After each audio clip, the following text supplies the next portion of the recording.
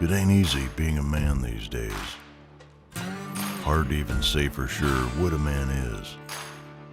A provider, a lover, maybe even a hero. One thing's for sure. A journey towards being whatever a real man should be doesn't need to be done alone.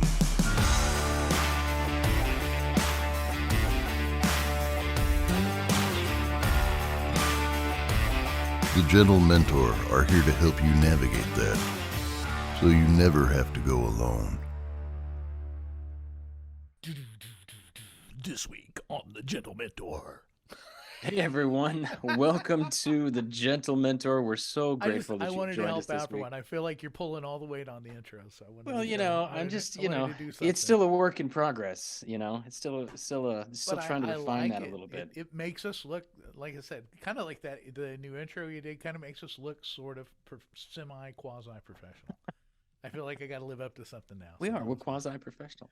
Yeah. Anyway, we're so glad that you joined us. We're just a couple of dudes. We just hang out together in the evening and chit chat about stuff. And most importantly, about how to change our lives and how to make changes that we want to make the important changes in life. So that's what we're doing here. I was going to say it's the topic du jour, but that means of the day, and we're doing this longer than a day. It's gonna be a long time to change before we change from this, right? Yes, change is important. But anyway, you're welcome to join the conversation. Please do in the comments below if you're watching this video. If you're Welcome. You're invited. We almost threaten people. If you don't leave a comment, then we're not going to be your friends anymore. And your kids are going to say you're not cool. Yeah, that's all right. We're not afraid of. Well, anyway. We don't want to compel you, but man, we'd love to hear from you. We'd love to hear from you, and please join us on the social media, on the webs, on the Instagram, on the TikTok, and things like that. So many places. We'd just love to have you join, whether you're watching on YouTube or BitChute or any of those places like that. We're just grateful. We want you to be a part of the conversation. And questions, comments, criticism, send them all. There it is. So the Gentlemen are your change agents. We're going to help you change because that's what we're doing too. And the one thing that we believe most importantly about people like us is we shouldn't do it alone. We should help each other. And so that's what we're trying to do. So I'm Mark. This is Doug. And Doug's going to surprise me with a story this week. The bottom isn't even a so story. see through. That's great. Oh, it's not a story? It is a story, but there's a topic to it. Now I'm gonna preface this. Okay. So it's gonna be like a sermon. You're gonna give a story, and it's gonna lead right into a topic. Kind of a thing. 3 points of prayer. Just because I want to throw this out here and see where you're at on this, because this is brand new revelatory information for me. Okay. I have one too. We're going Bible study here, so I just I'm going to preface. This is all right. Well, this is a little Bible-y. Okay. Well, I have one too, but I've written mine down, so I'm not going to forget. But as we get to it, let's go. I could easily forget this. Okay, go ahead. Okay. Revelatory. So, something I had never heard before, like biblically, and I was like, what? Okay. And I'm still a little like, okay. All right, I'm ready. All right, so I do, as you know, and have done for a couple of years, I do like a Bible study with my daughters through text messaging. Sometimes we use that other thing, Marco Polo. Bible app? Mostly just text messages. What's the other thing you said? Marco Polo. Oh, Marco Polo. Okay. Where you do the videos back and forth thing. We're not sponsored, but hey, if they want to throw us the executive account, all the privileges, gold member standard for everybody that we like, then we would be a sponsor. We would do advertisements for them. Sure. Yeah, we would let Marco and that goes probably most of the stuff. If we ever mention a brand or something, if you want to sponsor us, just send us a bunch of your stuff for free. Easiest way to do it. If you work for a brand, yeah, please let us know. We're interested. Money. We don't hit people for donations. We don't got no merch. So anyway, so I'm having this online Bible study, text message Bible study, and we came to this story today because we got back in here, and now we're getting off the ark, and we're in Genesis. They're just kind of cruising through. And so this incident happens with Noah and his sons.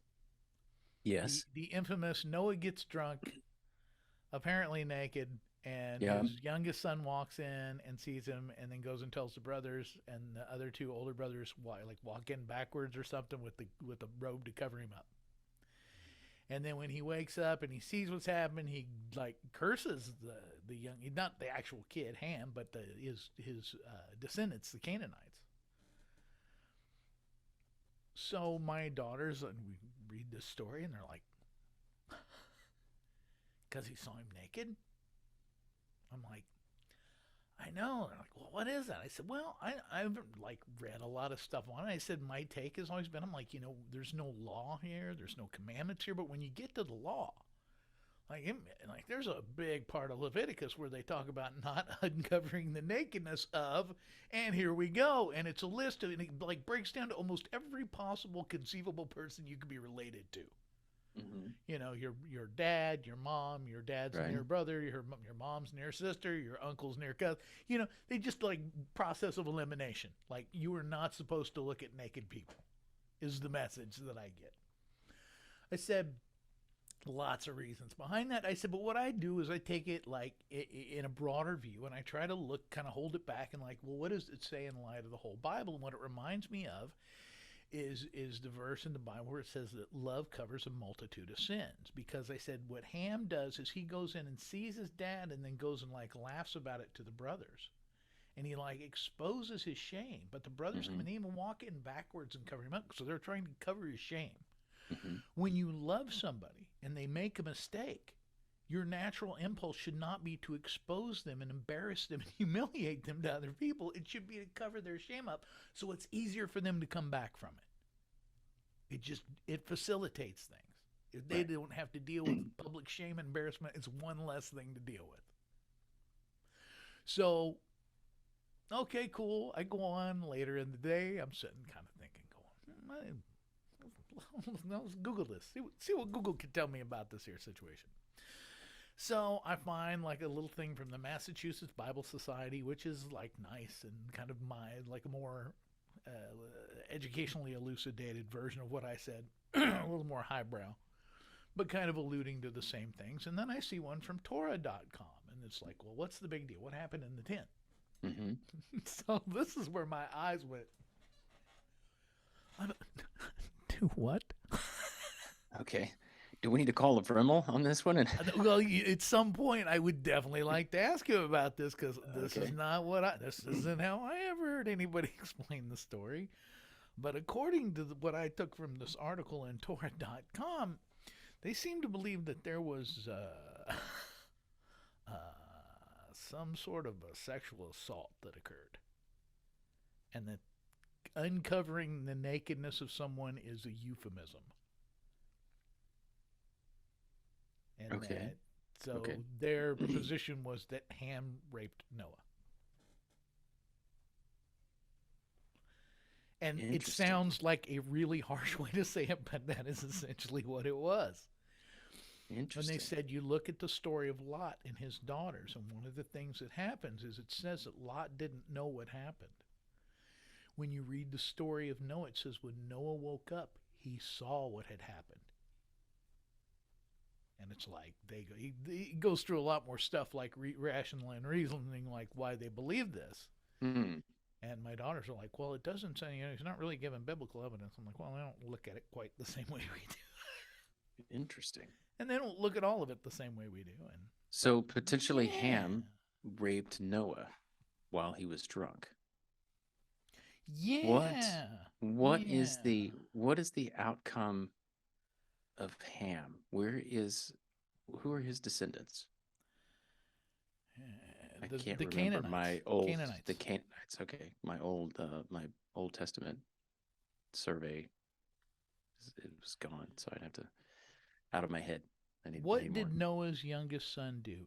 Now I'm cut through the first couple of introductory paragraphs, but I'll read this to you This is from the Torah.com. As already anticipated by the rabbis and suggested by some modern scholars, an earlier version of our story probably related a much more severe crime, the homosexual rape of his father when he was inebriated. This indeed is the kind of offense that would naturally provoke a severe reaction depicted in the text.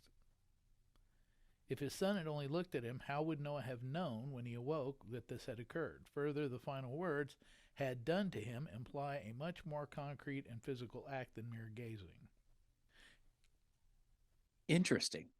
That's an interesting take on So, that. I had like, not heard. Andy's out of the country, so I can't just bug him randomly. So I'm like, I gotta ask somebody about, have you ever heard this? I have not Ever? heard that. Not heard that before. And the girls are like, does this happen? Does this happen a lot in Scripture? I'm like, not this exactly, but there's some sketchy stuff. Well, Like I said, there's a lot of lots coming yeah. up. That's pretty sketch. Yeah, there's a lot of that in there. But wow, I'm gonna have to process that a little bit. Absalom and his sister, and yeah, I knew there was there's some the whole ancestral things. Adam and Eve thing about the where did Cain and Abel or Cain have children? Who did he have children with? And so, like, but it's what it always is. It's a story about people. God's in there too. But yeah, when you see people in there, they're almost always doing stuff people actually do in real life. It's not a fairy tale. No kidding. It's really real. It's real stuff. And this is real stuff. Tamar and Judah, I mean, that wasn't quite incest, but it ain't too far from it. Just down the street, incest adjacent. Ooh. I don't like that term. We should not use that. I don't like any of these terms. Let's don't find that a place to use it. And that's Uncle Doug's Fun with the Bible today. Well, thanks, Uncle Doug. We appreciate your take on old Bible stories that now we don't like to hear anymore. Oh, the discomfort. No. How bad can it be? Always leave it to me to take it way too far, right? Yeah, that's you. Yeah, that's me. I had just about enough of this, Mark. I can't stand no more. Oh man. Okay, so yours is probably something better and more on the top. Well, mine kind of goes along with the theme of change. And speaking of change, I don't know how. Mine's about incest too. Like, wow, what are the odds? As a matter of Two fact, incest intros in one show. One thing I've been wanting to change, not just that, forget it. Anyway, all right. Don't be a Doug. I don't even want to go there. I feel like we opened too many breaks opportunities to be to trap ourselves. Gears. Anyway, all right. So on the topic of change, we was listening to someone speak this weekend, and they've recently written a book about change, which is not out at the time of this recording, but I will be getting it and doing some research through it. Interesting enough though, and the other day I sent you that video of Robert Downey Jr. Yeah, RDJ, that's his name, Robert Downey, and what he talked about and what he said in that video. And you're welcome to insert that if you'd like, but what he said in that video amazed me. Post-production, that was a post note. Oh, okay. Post-production note. Here's a post-production note off air. You insert video clip if desired. 30 years he has struggled with a dangerous drug addiction that nearly destroyed him. And today he says he's clean, he's in love. And so by the time you're in prison, that's not rock bottom for you? Nope. It's easy to embrace hopelessness when things seem insurmountable.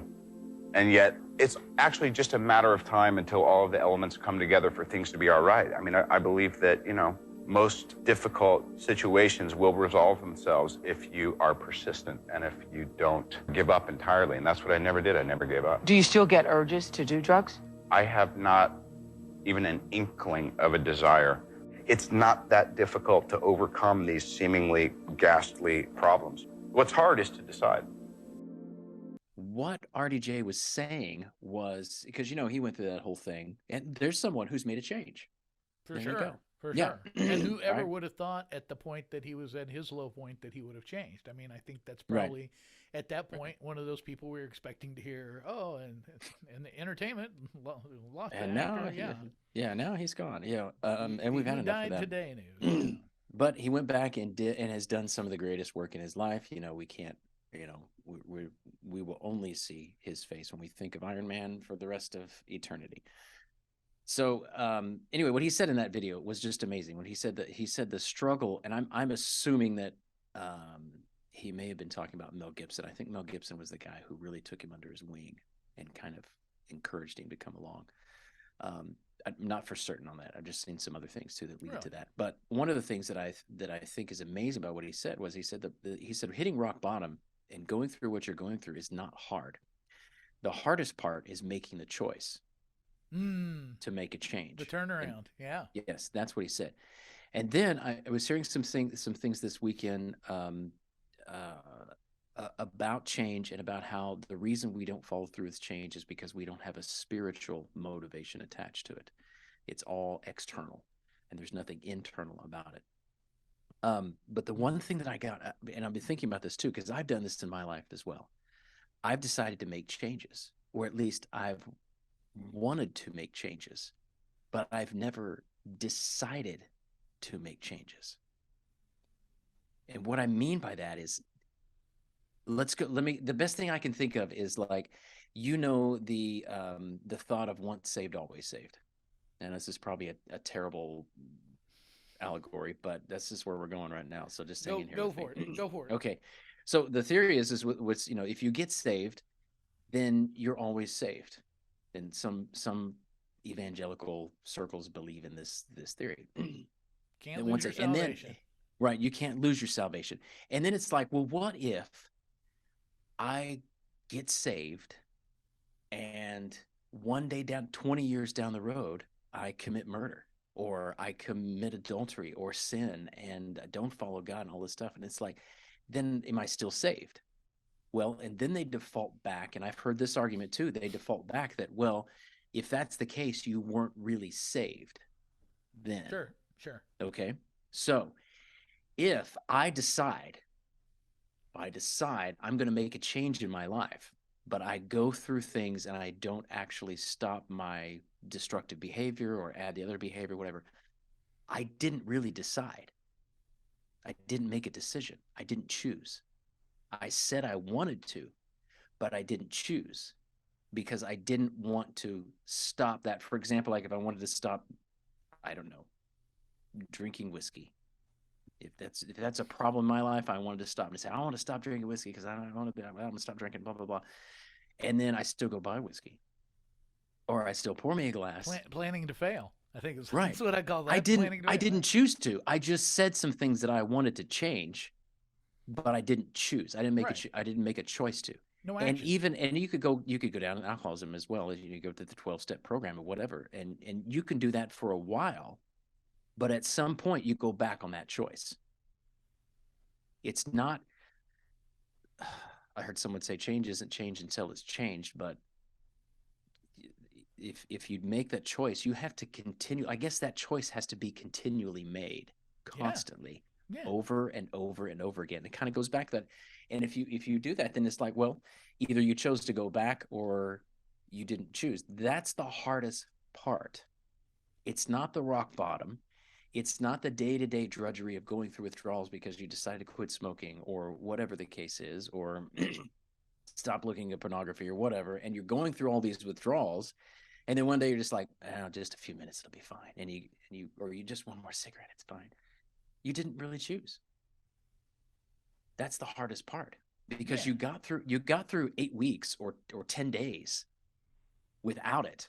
Mm-hmm. You made the change. That moment that you said you're going to make the change and you stopped it, that change was changed, and then you changed it back. That's not the hard part. The hard part is making the choice and sticking with it. That's the hard part. That's the hard part. Because change is not hard. So that's what I wanted to say. Yeah, that's right. Change is not hard. Making a choice.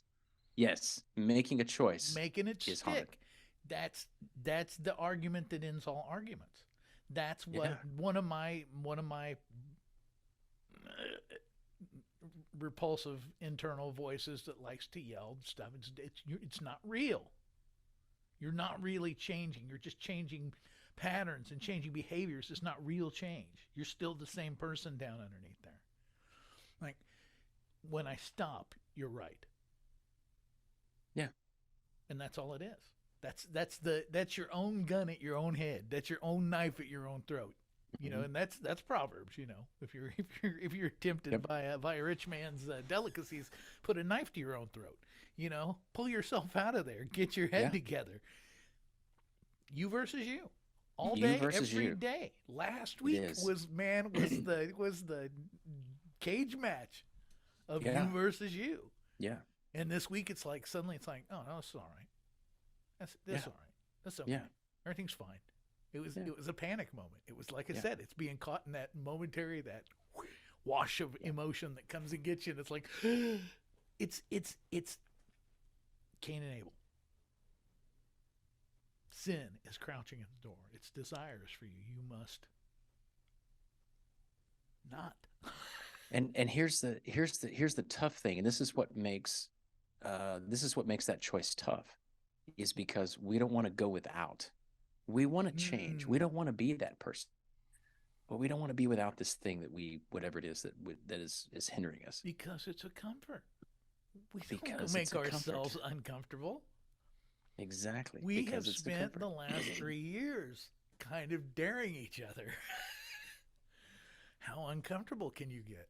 How Yeah. unkind. It's not up to me to make you uncomfortable. It's up to you to do it.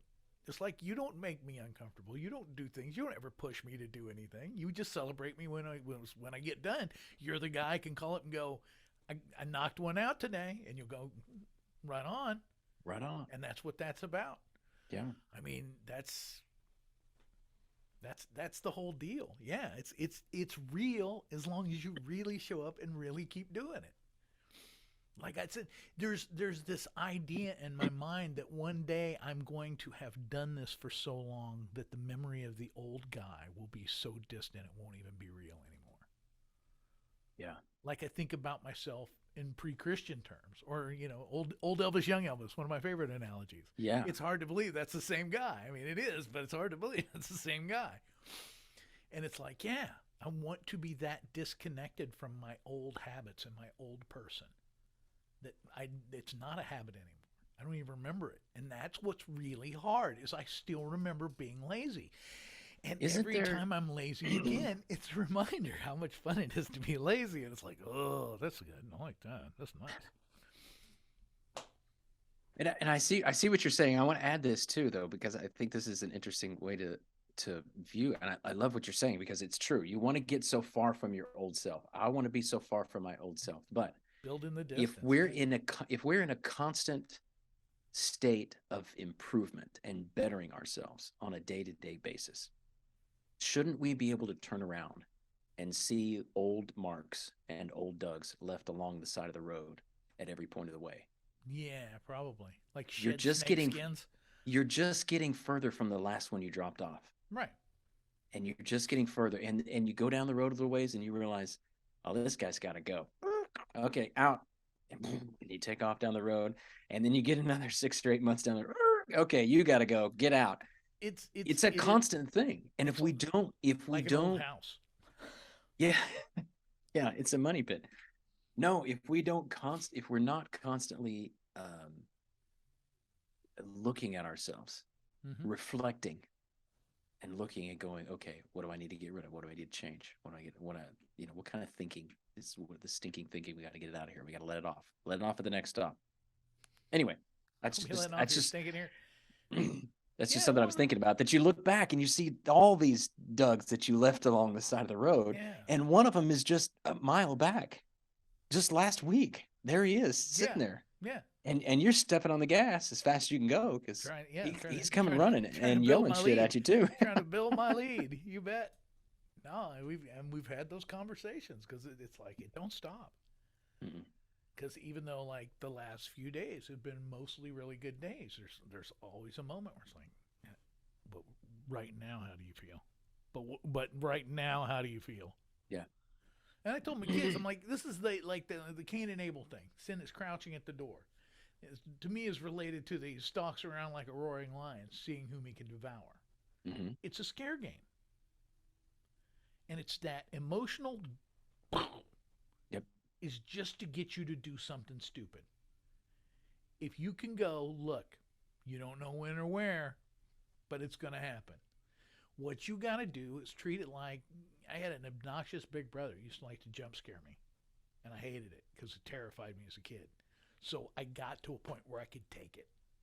And it would scare me, but I would not react. And just stand your ground. And it's like you steal that little joy that they get from that. In the case of my brother, and it's like, oh, well, suddenly it's not that much fun to do anymore. Right. And did he eventually stop? Yeah. Yeah. And also because we grew up and stuff. But Well, and that was one of the tactics I use for my kids. Is I say tactics. One of the key pieces of wisdom that I tried to instill in my kids is that, when especially in a school, area or in your school life, when you get bullied or something like that, there's something that's just being coarse with you. It's like they're just looking for a response. Mhm. That's all they're looking for. They're looking for you to react, not respond, react.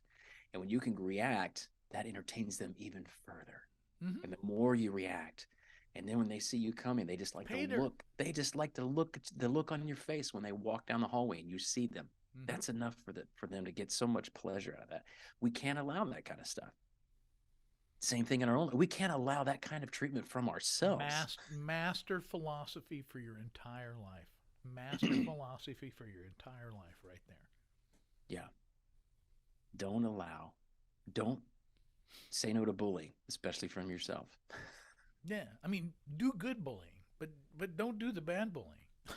Well, good bullying is that's mentoring, coaching, self-improvement, whatever you want to call it. That's yeah, we need that. But man, crazy.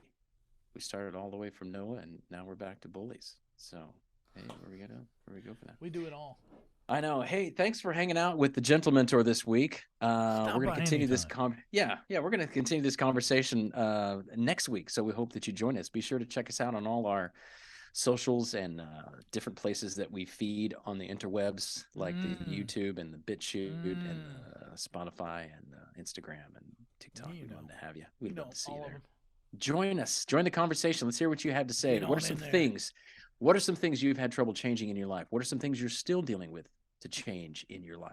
Yeah, things you hope to And maybe we can give you some insight, and more importantly, maybe there's some things we can learn from you. We'd love to hear from you. Let us know. See you out there. Peace out.